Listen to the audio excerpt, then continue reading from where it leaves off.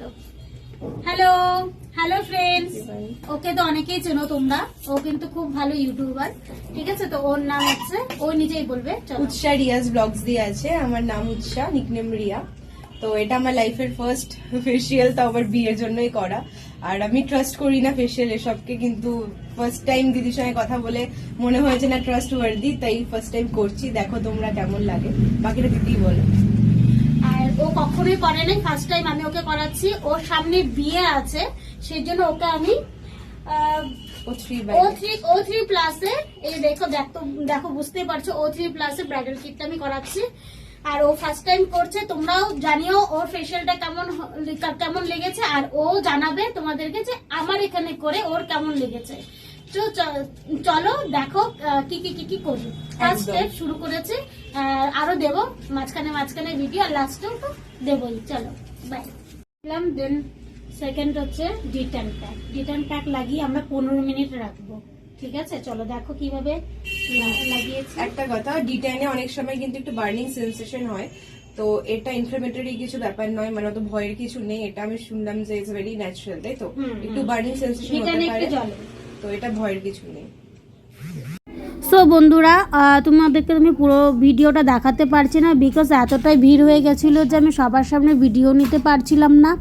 পার্লারে প্রচুর কাস্টমার হওয়াতে তোমরা বুঝতেই পারছো বিয়ের সিজন কতটা ভিড় হয়।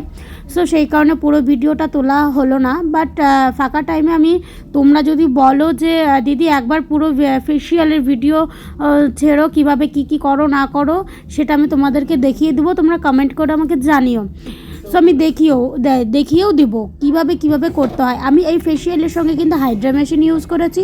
তোমাদের কাছে যাদের নাই হাইড্রা মেশিন, তোমরা কিন্তু ওটা ছাড়াই কিন্তু এই ফেসিয়াল করতে পারো, তাতেও কিন্তু খুব দারুণ রেজাল্ট আসবে। পুরো ফেসিয়াল হওয়ার পরেও কিন্তু আমি ভিডিও নিতে পারিনি বন্ধুরা, ভিড়ের কারণে। সো আমি নেক্সট দিন যখন ও নেল আর্ট করেছে তার ভিডিও। ও হচ্ছে উৎসা, ওকে তো তোমরা অনেকেই চেনো। ও হচ্ছে ইউটিউবার, খুব ভালো, সবাই খুব বলে খুব ভালো। সো আমার এখানে কিন্তু কালকে ফেসিয়াল করেছে, আজকে নেল আর্ট করেছে। সো ওর থেকে শুনে নাও ওর কেমন লেগেছে, আর ওর এখানে করলে কেমন লাগলো না লাগলো, পুরোটাই ওর মুখের থেকে শুনবো। চলো।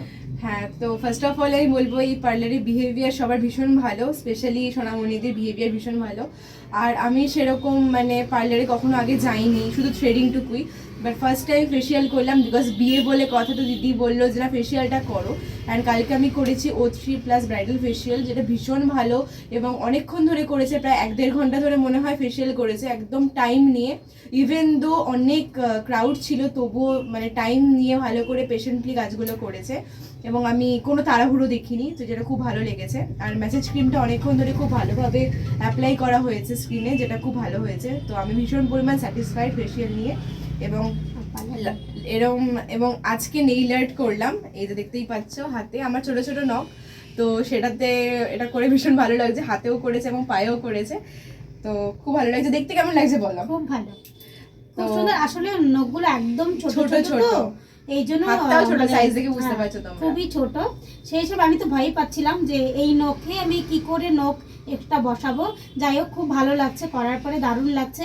আমার মোবাইলে হয়তো অত ভালো লাগছে না, সামনাসামনি খুবই ভালো। পরে ভিডিও ক্লিপ যা আমার ফোনে থাকবে আমি পাঠিয়ে দেবো তোমাকে। আর আমার পার্লারের নাম অ্যাফ্রোডাইটস, সোনামণি দাস ঘোষ, সোনাই নামে অনেকে জানবে। খেলাঘর মোড়, সবাই আসো এবং তোমাদের অবভিয়াসলি ভালো এক্সপিরিয়েন্স হবে।